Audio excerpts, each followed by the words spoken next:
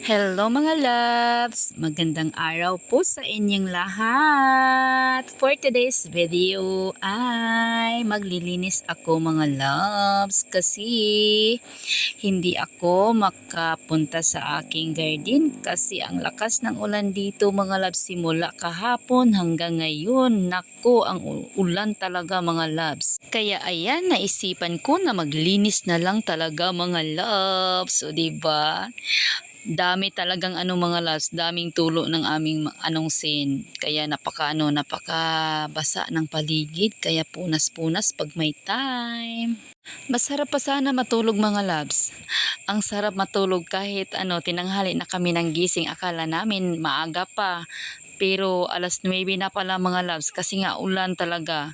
Ang sarap matulog pag ulan, kaso nga lang kailangang bumangon kasi may namimili dito mga loves. Ito ang buhay ko. Ang buhay ni Aling Nida mga loves, alam nyo ba yon? Na minsan lang talaga ako relax talaga, ng relax lang ba na wala bitang mang-istorbo. Pero kailangan talaga naman na busy ang buhay kasi nga may tindahan ako mga loves, 'di ba? So kailangan ko talagang alagaan ito. So pagkatapos ko pala diyang maglinis ay mag-repack na naman ako ng mga tuyo, suka, mantika, at kung ano pa na wala nang repack. So, yan lang ang buhay ko, paulit-ulit naman. So, nagbablog na ako tungkol dito pero inuulit-ulit ko kasi paulit-ulit lang naman talaga araw-araw ang ginagawa ko mga loves, no? At nagsasawa na kayo sa mga ko na ganyan-ganyan lang. Pero pag may time, sa garden naman, nga pag may garden tayo, kailangan din nating alagaan, 'di ba? Ang dami ko kayang tanim mga loves. At saka hindi ko na sila puntahan talaga ngayon mga ilang days na kasi nga laging umuulan.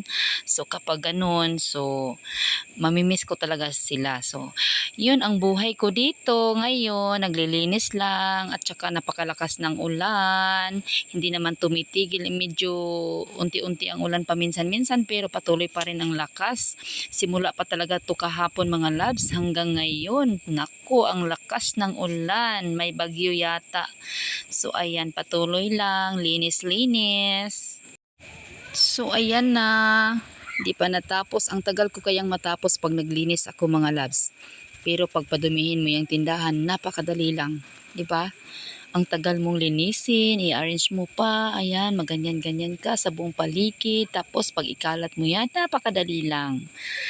O, di ba? So, ganyan talaga. Sinong relate dyan? Yung may mga tindahan dyan, nakaka-relate kayo sa akin. O, di ba? Paulit-ulit lang ginagawa natin. Minsan nakakasawa na. Pero hindi pwedeng titigil tayo.